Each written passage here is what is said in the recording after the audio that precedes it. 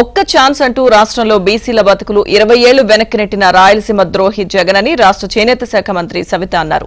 కర్నూలు జిల్లా ఎమిగనూరులో నిర్వహించిన కురువల సభకు ఆమె ముఖ్య అతిథిగా హాజరయ్యారు. కూటమి ప్రభుత్వం అధికారంలోకి వచ్చిన వెంటనే మాట ఇచ్చిన ప్రకారం కర్నూలుకు హైకోర్టు డ్రోన్ హబ్ ఇచ్చారని, చేనేతల ఉపాధి కోసం ఎమిగనూరులో టెక్స్టైల్ పార్క్ ఏర్పాటు చేస్తామన్నారు.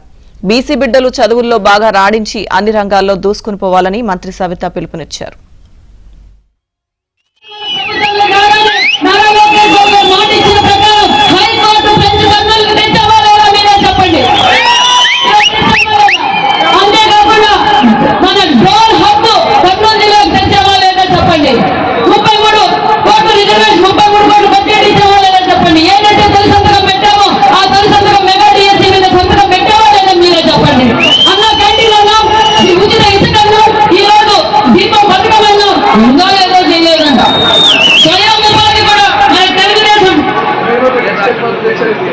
Thank you.